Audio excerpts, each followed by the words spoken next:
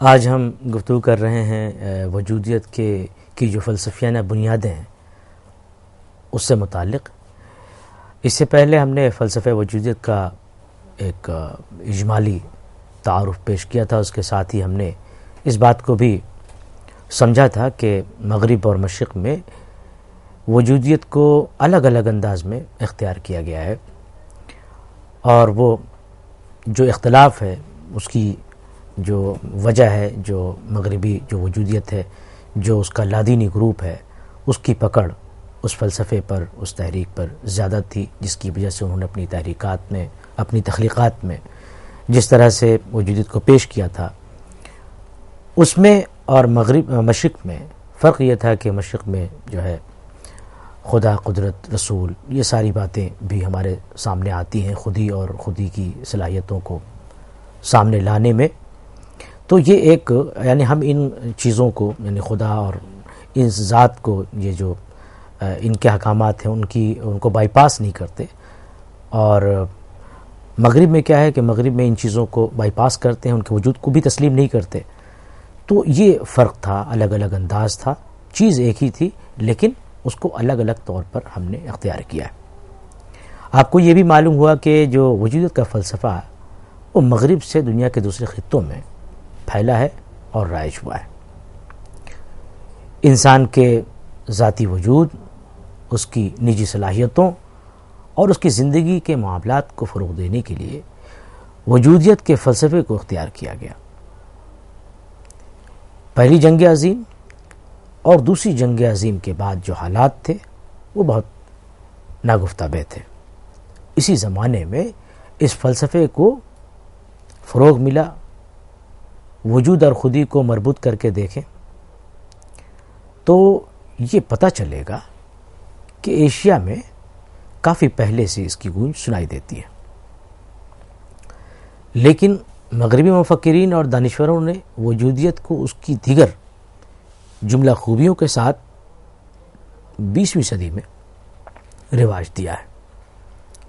Asia کی بات ابھی آئی تھی، آپ کو یاد ہوگا کہ مولانا روم نے انا کے مقابلے میں خودی کے فلسفے کے ذریعے انسانی وجود اور اس کی شخصی خصوصیت کو خدا کی ذات سے منسلک کرنے کی حقیقت کی نمائندگی کی تھی، اور یہ بتایا تھا کہ انسان کا وجود خدا سے وابستہ ہے، اور انسان کو جس قدر آزادی حاصل ہے اسی لحاظ سے وہ خدائی احکامات اور پیغامات کو قبول کرنے اور انہیں اپنی زندگی میں اتارنے پر مجبور ہے۔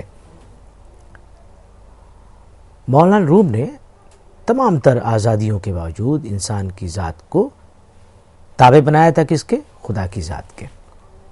اب یہاں پر یہ جو فرق ہے جس کا میں بھی ذکر کر رہا تھا کہ وجودیت ایک ہے لیکن مشرق اور مغرب کے انداز نظر میں ایک فرق آ جاتا ہے۔ وجودیت میں انسان کی عملی زندگی، روحانی زندگی اور جنسی زندگی کے معاملے میں ہر قسم کی آزادیوں کو، روشوں کو مغربی وجودیوں نے حد درجہ اہمیت دی ہے۔ دوسری طرف مولانا روم اپنی تحریروں میں وجود پر خدا کی طرف سے جو پابندیاں عائد ہیں، جو بندشیں عائد ہیں، ان کی اہمیت کو اجاگر کرتے ہیں۔ تو جو فرق ہے وہ یہی کہ اسلامی تعلیمات میں انسان کے وجود کو احکام خداوندی کا پابند بنایا گیا ہے، جبکہ فلسفہ وجودیت انسان کو ہر قسم کی پابندیوں سے آزاد اور حقیقی سچائی کو نمایاں کرنے کے لیے ابھارتا ہے۔ اس سے یہ صاف ہو جاتا ہے کہ وجودیت کی فلسفیانہ بنیاد اور اساس مذہب بیزاری پر استوار ہے۔ اس کے مقابلے میں اسلامی خودی کی بنیاد اور اس کا جو فوکس ہے وہ مذہب پرستی اور خدا پرستی کے علاوہ احکام خداوندی کی پابندی ہے۔ یورپی دانشوروں اور نظریہ سازوں جیسا کہ کیرکیگارڈ ہے، سارتر ہے، کامیو نے جس وجودیت کے فلسفے کو ادب کا آلہ بنایا، وسیلہ بنایا، اس کی گونج 700 سال پہلے ایرانی ادبیات میں ہمیں سنائی دیتی ہے۔ انسان دیکھیے کہ اگر خود کو بڑا مان لے اور یہ سمجھ لے کہ وہی سب کچھ ہے، تو اس کائنات کا جو انجام ہوگا وہ سب ہم سب جانتے ہیں. اس دنیا کا کیا حشر ہوگا اگر انسان یہ جان لے کہ بس اسے کوئی روکنے ٹوکنے والا نہیں ہے، وہ جو چاہے کر سکتا ہے. جس دن آدمی کے ذہن میں یہ بات آیا اور جس طرح سے مغربی وجودیت کا جو فلسفہ ہے اس کے کیا کہنا چاہیے امپلیکیشنز ہوں گے، ہم میں سے کوئی بھی اس کا صحیح اندازہ نہیں کر سکتا. کسی بھی وقت دنیا تباہ ہو سکتی ہے، بربادی کے دہانے پہنچ سکتی ہے. اس مغربی وجودیت کے غلط تصور کو مٹانے کا ایک ہی ذریعہ ہے کہ وجودیت کے عمل میں انسانی خودی کے ساتھ خدا کی ذات کا بھی عرفان حاصل کیا جائے. وجودیت کا عمل پوری دنیا میں یورپ سے پھیلا، یہ آپ جانتے ہیں، لیکن اس تصور اور فلسفے نے خدا کے وجود اور اس کے فلسفے کو نظر انداز کیا گیا اس فلسفے میں، جس کی وجہ سے یورپی جو وجودیت تھی مذہب پر یقین رکھنے والوں کے لیے وہ ناقابل قبول ٹھہری. اس کے علاوہ لیکن یہ ہے کہ وجودیت کو ماننے والوں میں ایسے لوگ بھی ہیں جو مذہبی تعلیمات پر یقین رکھتے ہیں. اس لیے فلسفہ وجودیت کو محض انسانی وجود کے لیے پیش کرنا ٹھیک نہیں، بلکہ اس کے ساتھ خدا کے وجود کا خوف اور ڈر بھی انسان کی شخصیت کا وسیلہ بن جائے تو اس طرح کی جو وجودیت ہوگی وہ کارآمد ثابت ہو سکتی ہے. افسانوی نثر میں وجودیت 60 کے بعد کا جو افسانوی ادب ہے اس میں وجودیت کے اثرات کو تخلیقی انداز میں برتا گیا ہے. وہ ناول ہو، ڈرامہ ہو یا افسانے ہو، ان سب تخلیقی سرگرمیوں میں آپ دیکھیں گے کہ ان سب میں ہمیں وجودیت کے اثرات ملتے ہیں. مذہب سے اکتاہٹ بھی ملے گی، بیزاری بھی ملے گی. جو تسلیم شدہ اصول ہیں ان کے بجائے عقل کی بالادستی، اس کی برتری کو تسلیم کیا جائے گا. معاشرت کیا گیا ہے، مطلب معاشرت اور رہن سہن کا جو پرانا انداز ہے اس کا کہنا چاہیے کہ اس کو رد کر کے نئے اقدامات اپناتے ہوئے ناول، افسانے، ناولٹ اور ڈرامے منظر عام پر آئے. ان میں وجودیت کے اثرات کو پیش کرنے کے خوب مواقع ملے. بڑھتے مادی رجحانات نے روحانیت کے اصولوں کو پسے پش ڈالا اور اس طرح وجودیت کے فروغ کے راستے ہموار ہوئے. تو 60 کے بعد یہ جو ساری باتیں ہوئی ہیں، اس فلسفے کو کہنا چاہیے کہ ہمارے ہاں اردو میں بھی رائج کیا گیا، اور رائج کرنے کی جو مختلف صورتیں ہیں جن کے ذریعے، یعنی کہ جن اصناف کے ذریعے سے ان کا بھی ابھی ذکر کیا. تو زندگی میں کسی بھی معاملے میں ناکامی سے دل برداشتہ ہو کر مذہب سے دوری اور اس سے بیزاری کا رجحان بھی بہت عام ہوا. اب دیکھیے کہ یہ سامنے اور تجربے کی بات ہے کہ آدمی ان باتوں میں زیادہ دلچسپی لیتا ہے جن میں اس کا فائدہ ہو یا پھر اس کی شخصی ارتقاء کی ان میں گنجائش موجود ہو. اس فلسفے نے ناولوں، افسانوں، ناولٹ اور ڈراموں وغیرہ کے توسط سے انہی باتوں کو، جن کا میں نے ابھی ذکر کیا کہ مذہب سے دوری والی بات، یعنی کسی چیز میں ناکام ہوئے تو مذہب سے دوری، ارے اگر میرا مذہب صحیح تھا تو یہ کیوں نہیں ہو گیا، وہ کیوں نہیں ہو گیا. تو ان سب باتوں، میں اللہ کی یہ بات مانتا ہوں تو یہ کیوں نہیں ہو گیا، سمجھ رہے ہیں آپ؟ یعنی ان باتوں کے لیے اس چیز کو الزام ٹھہرانا، یعنی الزام دینا، اپنی ناکامی کا سارا کہنا چاہیے ٹھیکرا، جسے ہم آج کی زبان میں بولتے ہیں، دوسروں اس پہ، اس ذات پر پھوڑنا. یعنی یہ نہ دیکھنا کہ آپ کی کوششوں میں کوئی کمی رہ گئی ہوگی، اس کی طرف توجہ نہ کرتے ہوئے اس کی طرف دھیان دینا.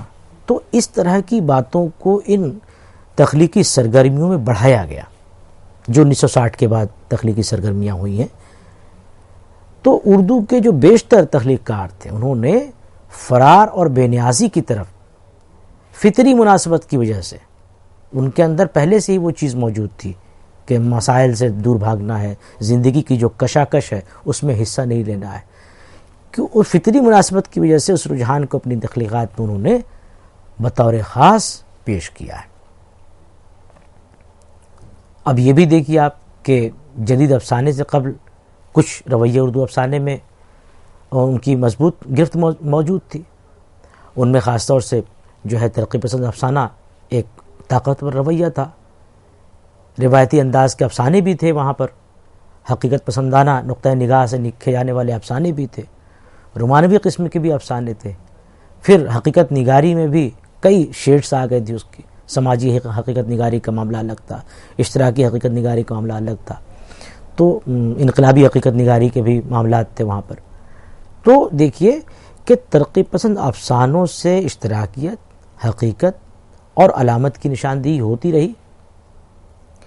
60 کے بعد عالمی سطح پر زندگی اور ادب کے بدلتے پرسپیکٹو میں کافی تبدیلیاں آئیں، اور پڑھے لکھے طبقوں نے مغرب میں پروان چڑھنے والے جو نظریات تھے، جو افکار تھے، ان سے فیض اٹھانا شروع کیا. اشتراکیت نے پہلی آپ دیکھیں کہ مذہبی اور روحانی اور خاص طور پر اخلاقی و تہذیبی جو رجحانات و میلانات تھے ان کو پس پوش ڈالنے کا کام کر دیا تھا. اس بدلتے رجحان کے نتیجے میں اردو میں بھی آپ دیکھیں کہ خدا بیزاری، مذہب بیزاری کے علاوہ مادیت سے لگاؤ، میٹریلزم جسے ہم کہتے ہیں، مادیت سے لگاؤ، مادیت پرستانہ ذہنیت عام ہوئی. یعنی منی مائنڈڈ جو جسے ہم عام بھاشا میں کہتے ہیں، عام زبان میں، کہ اس طرح کی ہماری تربیت ہونی شروع ہوئی اور ہم نے اس طرح کی چیزوں کو اپنانا شروع کر دیا. جن لوگوں کا رشتہ ظاہر ہے کہ روحانیت اور مذہب سے تھا، ان کے لیے بھی ایک کشمکش کی صورتحال پیدا ہو گئی، وہ بھی تذبذب میں پڑ گئے. سماج پر مذہب کی گرفت جو ہے وہ کمزور پڑنے لگی. تو نئے دور کے حساب سے جو رسم بھی بے فائدہ نظر آئی، بے سود نظر آئی، اس پر ایک طرح سے سوالیہ نشان قائم ہو گیا.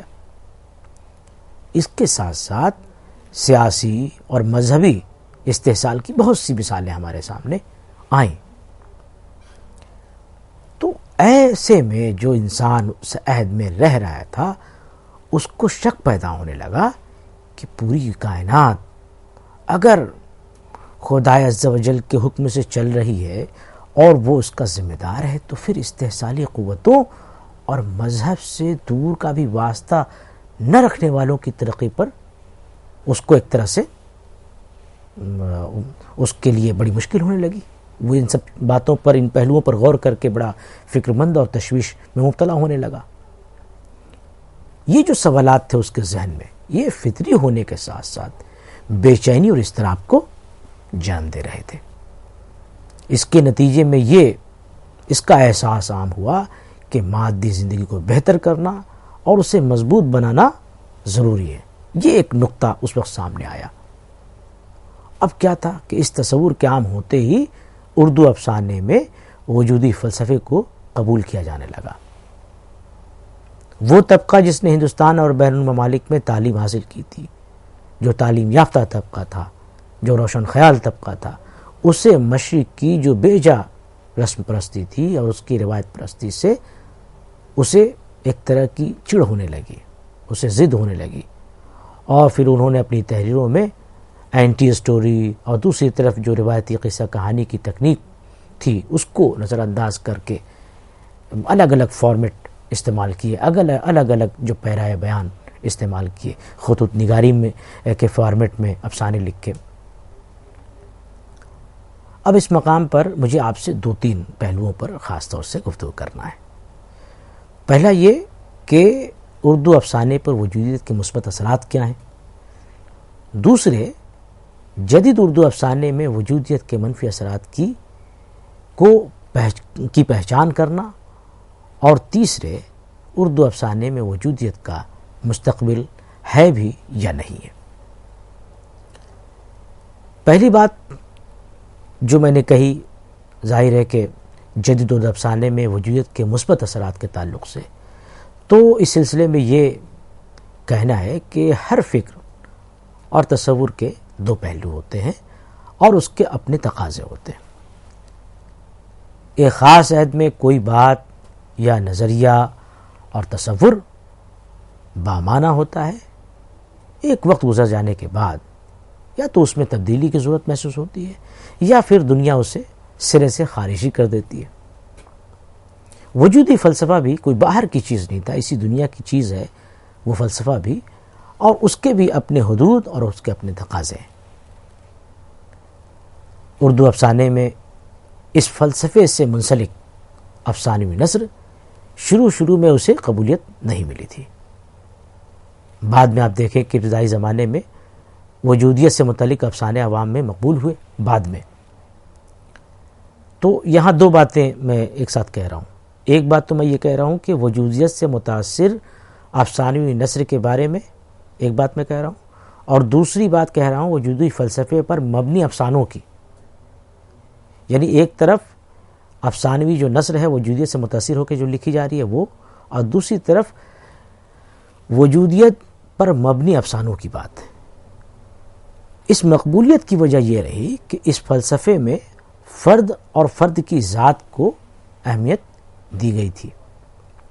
اس لیے وہ افسانے جو سماج کے بجائے فرد کو مرکز میں رکھ کر لکھے گئے تھے، جن میں اجتماعیت کے بجائے انفرادیت کے کمالات کو بتایا گیا تھا، ظاہر کیا گیا تھا، انہیں عوام نے بہت پسند کیا۔ اردو افسانے میں تازہ کاری کی خواہش میں وجودیت کے جو مثبت اثرات تھے ان کا عکس دکھائی دینے لگا۔ تو دیکھیں کہ اس زمانے میں بیشتر افسانہ نگاروں نے، جو کہ خود تعلیم یافتہ تھے اور جن کی مغربی افکار و نظریات پر گہری نظر تھی، انہوں نے اس فلسفے کو قبول کر لیا تھا، اور اس طرح ایک مقبول فیشن کے طور پر وجودیت کا فلسفہ اردو افسانے میں پھولنے پھلنے لگا۔ اچھا، یہ بات سامنے کی ہے کہ ہر شخص کا مطالعہ، مشاہدہ، اس کا تجربہ اور اس کی جو فکر ہوتی ہے، اس کی گہرائی و گہرائی الگ الگ ہوتی ہے۔ ان افسانہ نگاروں نے 60 کے بعد جو افسانہ نگار آئے، انہوں نے وجودیت کے فلسفے کو اس کی جملہ بات کے ساتھ سمجھ کر، اور کبھی کبھی تو بغیر سمجھے بوجھے بھی افسانے لکھے ہیں۔ وجودی فلسفے کے اثر میں لکھے گئے ان افسانوں کی مدد سے اردو کی افسانوی نثر کے ساتھ اردو افسانوں کے موضوعات میں بھی تازہ کاری آئی، جسے پسند کیا گیا۔ یہ ایک مثبت اثر تھا۔ ایک بات یہ بھی مشاہدے کی ہے کہ زیادہ تر افسانہ نگاروں نے اس اہم فلسفے کو اچھی طرح سمجھے بغیر اسے اپنایا ہے۔ اب یہ جو بات ہے اچھی طرح سمجھے بغیر، یہ بھی اس کی ریڈنگ اس طرح سے آپ کو کرنی چاہیے، کیونکہ مشرق اور مغرب کا مزاج الگ ہے۔ انہوں نے سمجھا صحیح، لیکن جس ماحول میں اس کو برتنے کی کوشش کر رہے ہیں وہ ماحول اس کو صحیح طور پر ایکسیپٹ نہیں کرے گا، یعنی ایکسیپٹیبلٹی کی پرابلم ہے۔ بیسیکلی انہوں نے سمجھا شاید اچھا ہی ہو، لیکن جہاں آپ پیش کر رہے ہیں، جو ٹارگٹ گروپ ہے آپ کا، وہ کن نظریات کا حامل ہے، اس کی جو سوچنے سمجھنے کی جو سطح ہے، اس کی جو فکر ہے، اس کی کہنا چاہیے کہ اس کی جو ایک تھنکنگ کی جو شعریات ہے، وہ کس طرح وہ کن عناصر سے مرتب ہوتی ہے، اس کو سمجھنے کی ضرورت ہے۔ تو یہ فلسفہ اردو میں ایک رجحان اور تحریک کے طور پر اپنایا گیا، لیکن زیادہ تر افسانہ نگاروں نے وجودیت کی بنیادی خصوصیت کو اجاگر کرنے کے خلاف اپنی انفرادیت کو نمایاں کرنے کی کوشش کی۔ اب یہ جو اپنی انفرادیت کو نمایاں کرنے کی کوشش میں کیا ہوا کہ ظاہر ہے کہ جو اس کے مثبت اثرات تھے وہ قائم نہیں ہو سکے۔ ایک اور بات یہ کہ جس سے وجودیت کے فلسفے کی شدت کی کمی کا اندازہ ہو سکتا ہے، وہ یہ ہے کہ زیادہ تر وجودیت سے وابستہ تخلیقکاروں نے مذہب، خدا اور خدائی احکام کے علاوہ تہذیب و شائستگی ہی نہیں بلکہ رسوم و رواج کے روایتی طریقے کی مخالفت کا طریقہ بھی اختیار کیا تھا۔ تو ظاہر ہے کہ یہ ایک منفی اثر تھا کہ آپ کو یہ سمجھنا تھا کہ جس ماحول میں آپ پیش کر رہے ہیں، جو آپ کا ٹارگٹ گروپ ہے، جو ان افسانوں کو، جو ان تحریروں کو پڑھے گا، اس کی فکر یا اس کا جو وجدان ہے، کیا اسے قبول کرنے کے لیے تیار ہوگا، یا اس کی جو سمجھ ہے، اس کی جو فہم ہے، اسے قبول کر لے گی۔ تو ظاہر ہے کہ ہندوستان جیسے ملک میں اس طرح کے کسی بھی رجحان یا فلسفے کے پنپنے کی کافی کم گنجائش ملتی ہے۔ وجودیت سے وابستہ چند افسانہ نگار ایسے بھی تھے جنہوں نے مغرب میں وجودیت کو عیسائی مذہب کی روایات سے وابستہ کر کر دیکھا تھا۔ ہندوستان میں عیسائی مذہب کا دبدبہ نہیں ہے جو مغرب میں ہے، اس لیے اردو میں اس کے اثرات گہرے نہیں رہے۔ لیکن ایک اچھی بات یہ ہوئی کہ وجودیت کے نئے پن اور اس میں موجود روایتی کہانی پن کی دوری جیسے رویوں کو اردو افسانہ نگاروں نے پوری قوت سے اپنایا۔ تو جو روایتی کہانی پن تھا اس سے دوری اور اس کا جو نیا پن تھا، اس کی جو تازہ کاری تھی، اس کو اردو افسانہ نگاروں نے اپنایا۔ وجودیت کے اثرات کا دائرہ 15-20 برسوں سے آگے نہیں بڑھ سکا ہے۔ اگر آپ اس کی پوری تاریخ اردو افسانے میں دیکھیں گے تو آپ کو معلوم ہوا کہ 1.5-2 دہائی ہی وہ پنپا ہے، بڑھا ہے۔ لیکن یہ آپ دیکھیے کہ وجودیت نے اردو افسانے کے جو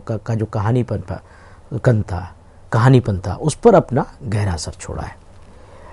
اینٹی اسٹوری کے چلن سے یہ ہوا کہ جو کہانی پن کی یکسانیت کی روایت تھی وہ منہدم ہوئی ہے۔ افسانہ نگاری کو حقیقت پسندی سے قریب کرنے کا بھی وجودیت نے فریضہ انجام دیا ہے۔ پہلے جو افسانے لکھے جاتے تھے ان میں مذہب، سماج اور معاشرے کے حقائق ہوتے تھے، لیکن اس کے تحت جو افسانے لکھے گئے ان میں اردو افسانے میں اٹل حقیقت اور انسان کی فکری خوبیوں کو تخلیقی حیثیت کے ساتھ سامنے لایا گیا ہے۔ اسی کے زیر اثر اردو افسانے میں تیزی کے ساتھ آپ دیکھیں گے کہ یہ ایک رجحان پنپا کہ طوالت سے گریز ہونا شروع ہو گیا اور اختصار کو اپنانے کا ایک طرح سے رواج عام ہوا، جس کی وجہ سے ہم دیکھتے ہیں کہ بہت سارے پیرائے بیان ہمارے سامنے آئے، یعنی نیا افسانہ آیا، منی افسانہ آیا، افسانچہ بھی بہت سارے مجموعے افسانچوں کے بھی آ چکے ہیں۔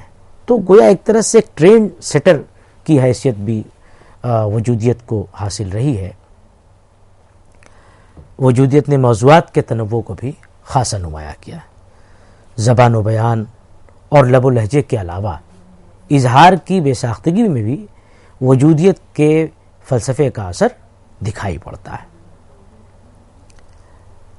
منفی اثرات کا تعلق جہاں تک ہے اس میں آپ دیکھیں کہ اس فلسفے میں مذہب بیزاری اور خدا کا انکار ہی نہیں بلکہ اس کے وجود کو بھی تسلیم نہیں کیا گیا۔ تو ابتدا میں کیا تھا کہ اردو افسانہ نگاروں نے اپنے افسانوں میں اسے برتا۔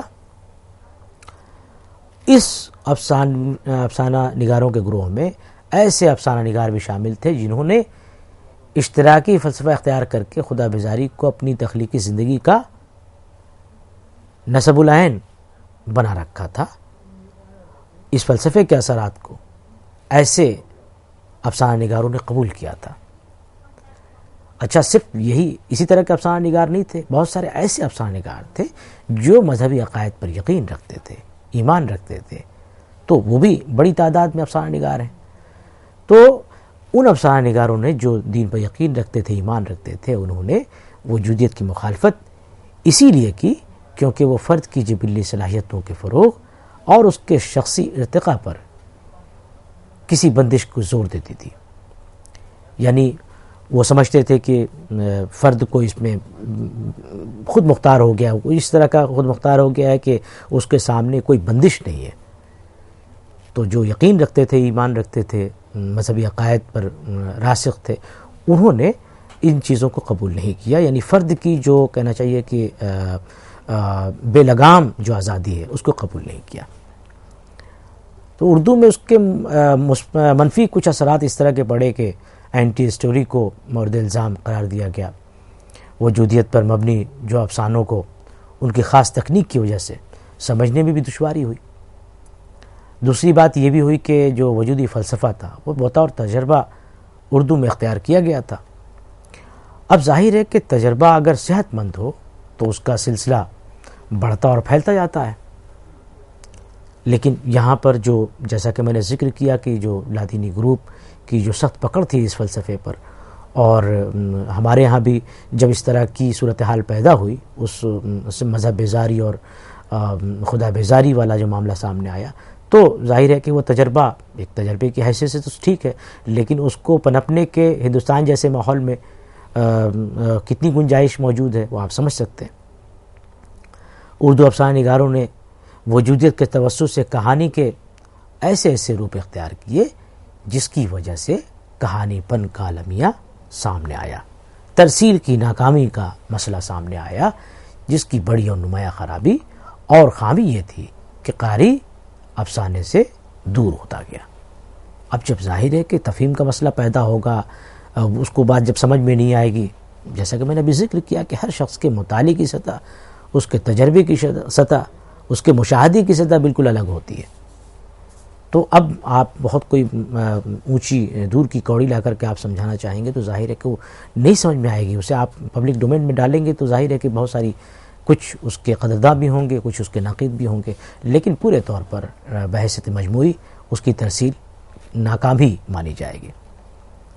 مستقبل کے حوالے سے بات کریں تو کہا جا سکتا ہے کہ جس طرح ہمارے معاشرے میں مادیت پرستی اور دنیا داری عام ہو رہی ہے جیسا کہ ہم دیکھ رہے ہیں، اور جس طرح سے روزگار کے مسئلے بڑھتے جا رہے ہیں، وہ صورتحال اس کے لیے سازگار ہے۔